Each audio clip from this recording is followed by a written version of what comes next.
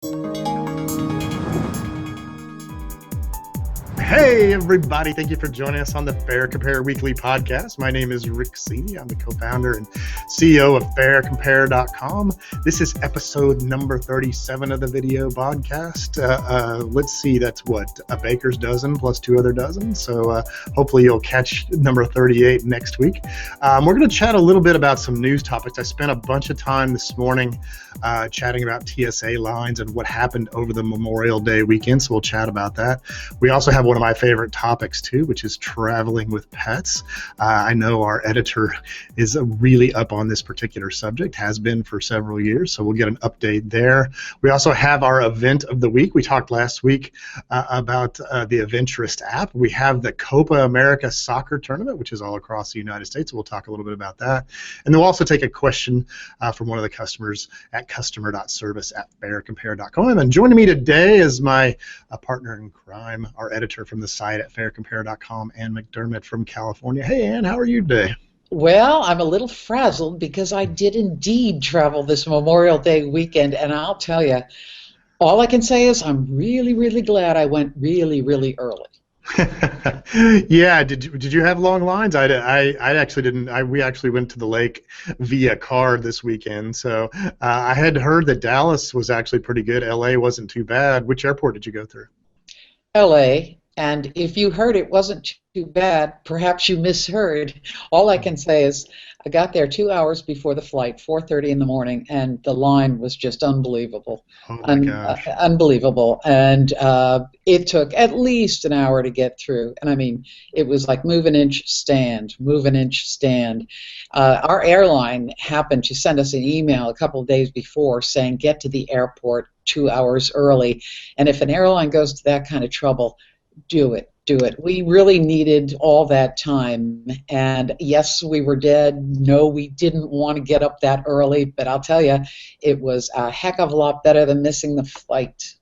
Yeah, there is no doubt that it's certainly different across all the airports. That's the first time. Actually, I gave them a grade of about a B. Now I'm going down to a B- after hearing about LA, because this morning we were talking about Chicago, New York, Baltimore, Washington D.C. area. We're also talking about South Florida, Dallas, Houston, Denver. We had a few long lines, not too bad. So. Look, they mobilized as much people as they could, but they're still going to have problems, and this is just a small taste of what's about to happen this summer. And flew out of JFK yesterday. Long, horrendous lines. However, I managed to get selected randomly for pre-check. I have an appointment to complete my pre-check application, but it took me, I had to make the appointment is not until like June 10th, so obviously that didn't work. But I just happened to they're still doing that randomly assigning people to pre-check. It was on my boarding pass, and that made it so much easier because the lines at JFK yesterday, anyway, were horrendous. I did it such a long time ago because I actually did global entry with my entire family about, I guess it's been 3.5, 4 years ago. It's been an awesome thing. And as I recall, they sort of gave you your number instantly. You also, for global entry, as part of global entry, you get a card if you're actually traveling through Canada and Mexico through a border crossing with your vehicle or on foot, I guess. Some people do that. So it didn't take very long to get that. I think we got it right away. We wrote it down, but we didn't get the actual card for another week or two. So for the most part, though, I'm hearing that there's pretty lengthy lines, about 4 times the amount of people that normally sign up for TSA have been signing up.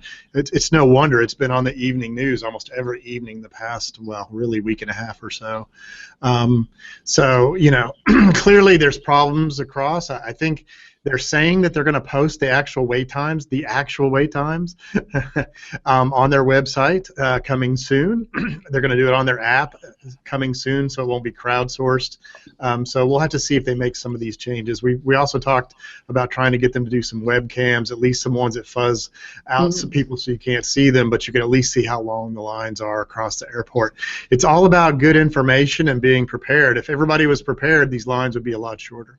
Well, one thing we've been getting a lot of questions about is children and TSA's pre-check program, and I just looked it up, so I just want to throw this out real quick. And where did I put it? Oh, it's right here. If you have children that are 12 and under, they can go in under your pre-check That's right. membership. You don't have to buy them a separate thing, and that's very handy. Like maybe you've got 3 kids under that age, they can all go on your thing.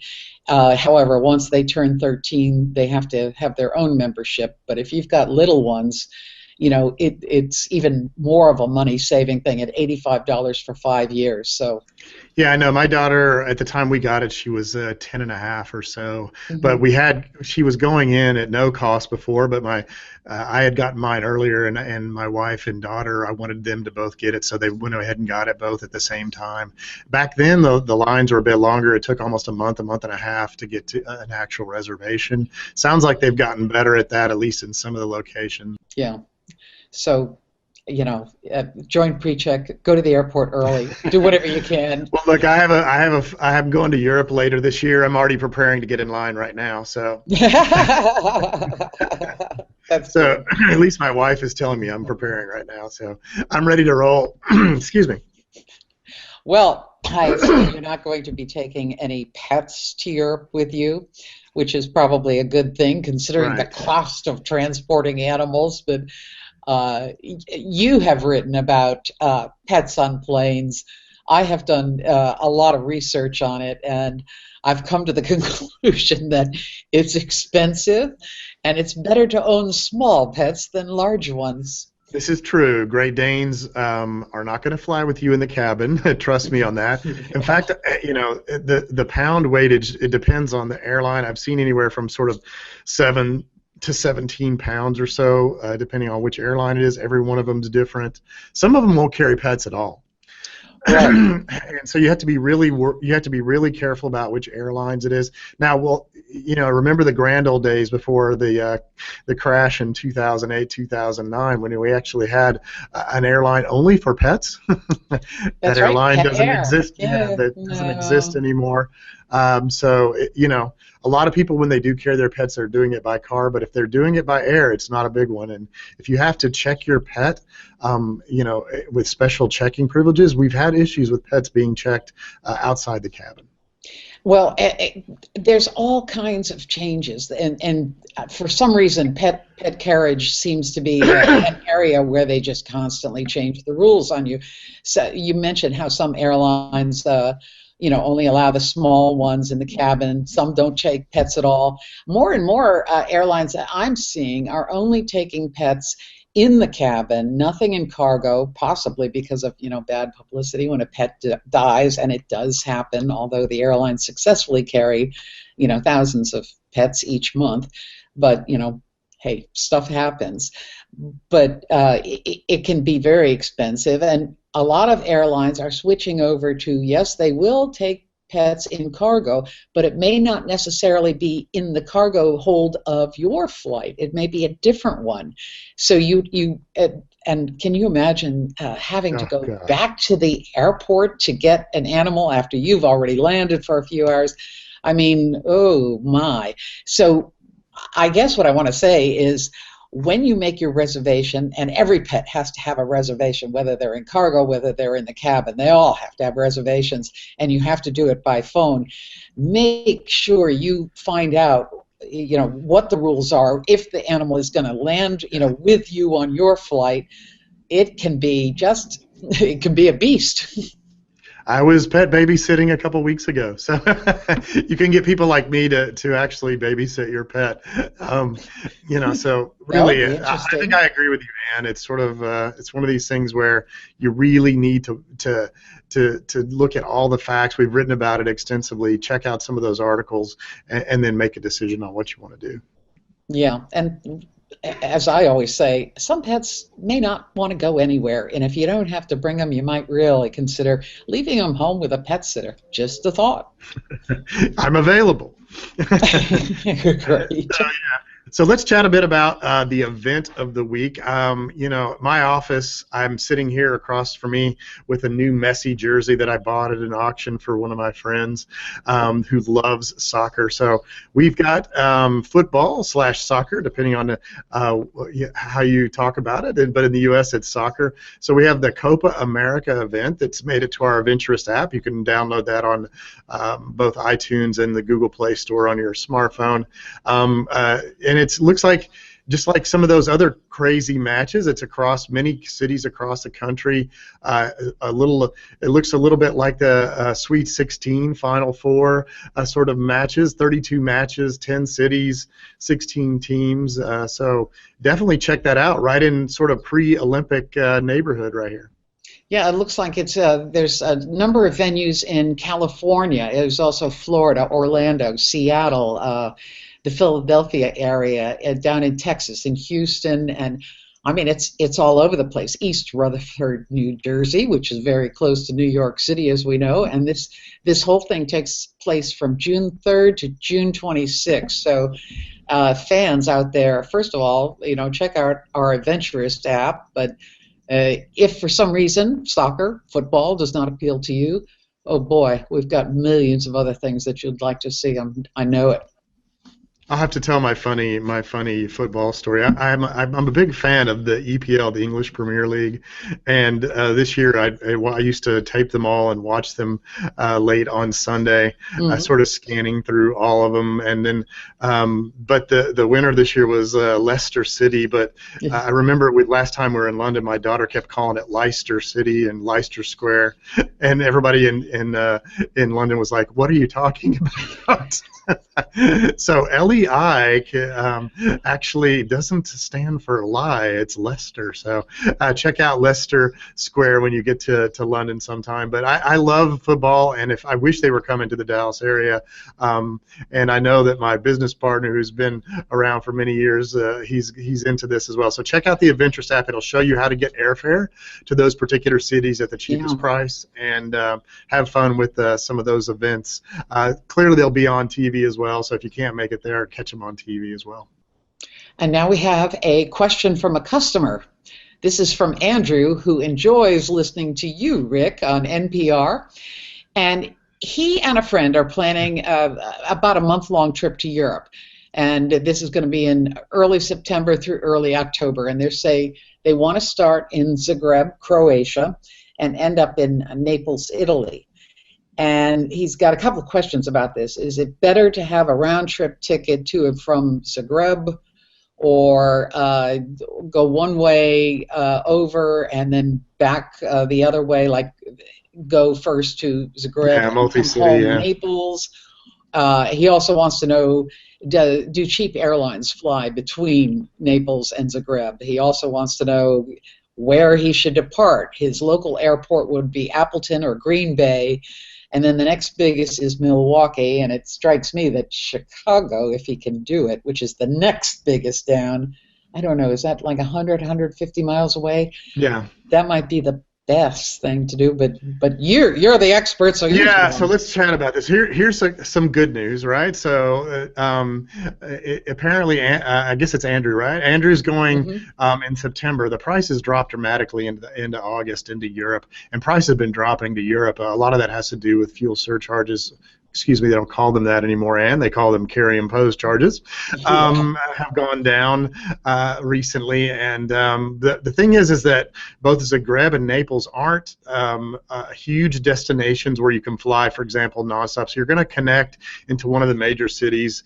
In Italy, typically that would be Rome. If you're flying over to Croatia, Slovenia, one of those places, typically you'd land at Heathrow, for example, in London. You might connect in a place like Frankfurt, depending on your airline, could go through Amsterdam, for example. So you're going to end up connecting in one of those cities. The cheaper price is going to be Naples in this particular case, especially if you're connecting through a place like Frankfurt or something like that. A little more expensive if you're flying through London. The Croatian tickets are a little bit more expensive.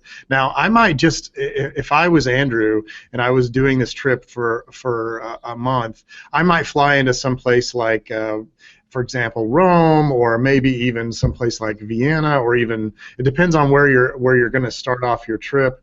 But let's say you do this to Rome, you can either take a train on down, to Naples.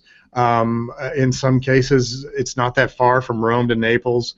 Also, if you had that ticket, then you could come back. Now, you might actually do a split ticket if you wanted to come back, for example, from Switzerland or something. But the ticket prices are going to be much more expensive on the multi-city way of doing it, because you're going to have at least one, maybe two or three connections. And really, honestly, if you're leaving out of a smaller city like Madison, Wisconsin, you're going to have a connection and maybe two connections in the U.S., or at least one or two in Europe. So it's going to be expensive. So I would do it. Get the biggest city you can in there that makes sense as your departing point. Then you can either take the train or one of the low-cost airlines. I was just looking online on our site for tickets between Zagreb and Naples, and you can get in the $200 range round trip between those two cities on Lufthansa CityLine, which is their low-cost airlines. So check that out. There's no non-stops between those two cities, so it's not going to be that easy to get there. It's going to be a little bit of a hassle getting there, and maybe a train's better in some certain cases. I like to sort of base my trip on a bigger city and then take side trips. I do this all the time, so that's what I would recommend that Andrew does. And the good news is that price has gone down dramatically, especially for September, late October or early October. Those prices are going to be really good. The dollar is very strong in Europe right now. I would also, Andrew, if you haven't purchased your ticket, make sure you do it on Monday for departures on Monday, Tuesday, Wednesday, Thursday. Midweek pricing is cheaper than weekend pricing on your European trip as well there. But splitting the ticket purchase is what I would particularly do. If you're not comfortable with that, go ahead and look at a multi-city ticket, but it's going to be much more expensive than splitting your ticket purchase. Well, it sounds like he should do what you always recommend, which is to, really sit down and work it out. Think about all the different possibilities that you could do. And all I can say is, if you have friends in Chicago, you would invite yourself to spend the night before you fly Yeah, so out. here's the problem. If you live from Appleton or Green Bay or Milwaukee, you're going to connect in either Minneapolis, depending on your airline, or Chicago, or maybe even Denver, depending on where you're heading. Then you're going to head back. You may have to connect in New York, depending on which flight you're on, or you're going to connect over in. So you're looking at 2 to 3 stops. It's an entire day of travel. Just use that day as that day is shot. You're going to be traveling all day long, and what you don't want to do is sort of get then caught up trying to get into Yugoslavia. Yugoslavia, show how old I am. The former Yugoslavia, in this case, Croatia, and check that out. So in general, just get that ticket in. I think Rome's probably a good bet. Vienna possibly, maybe into Switzerland, for example. Maybe take the train down. I know it's going to be about a 6 or 7 hour train ride, depending on what you want to do. So you might take a flight in if you've got the extra $200 to do that split ticket. Now, Andrew didn't ask about this, but would you recommend he use a carry-on bag? I have been to Europe with my wife and my daughter, I think at least twice a year for the last 5 or 6 years with carry-ons. In this particular kind of trip, for example, where you're going to be moving around from place to place, it's so much easier. Now, let me be clear. You can check your carry-on bag with no fee internationally. It's not a big deal. We actually do carry-ons all the time because of the hassle, potential lost bags, taking trains and whatnot. If you take large baggage on your trip to Europe, I know it's 30 days. That means your places you'll have to be able to wash some clothes or whatnot. But if you do check a bag, just be aware it's a pain to get around in these kind of situations where you're sort of hopping around. So just be aware of that. It sounds impossible. I haven't done it 30 days, by the way, with just a carry-on. I have done it 2 weeks before in Europe, so maybe 30 days. I don't know. We'll have to see how that goes. But if you're staying in B&Bs or places that have places to wash your clothes, just be aware that it's really a pain to move around all that luggage. Yeah, I'm betting Andrew could do it, but I am positive that I would give it a try. Let us know. I might get a little bit of pushback. I'm not sure for 30 days, but I would certainly give it the college try. Okay, and if you want to know more from Rick or anybody else who's got a question, please send it to customer.service@faircompare.com, and Rick will help you out. Yeah, absolutely. I love answering questions. In this particular case, there's a little bit of homework that's going to have to be done, but this is fun homework. I mean, it's part of the process of buying a ticket for that unbelievable trip. And by the way, I'm heading to Italy as well this summer, and looking forward to it. A 10-day trip later this summer. So maybe we'll see Andrew over there as we cross the countryside.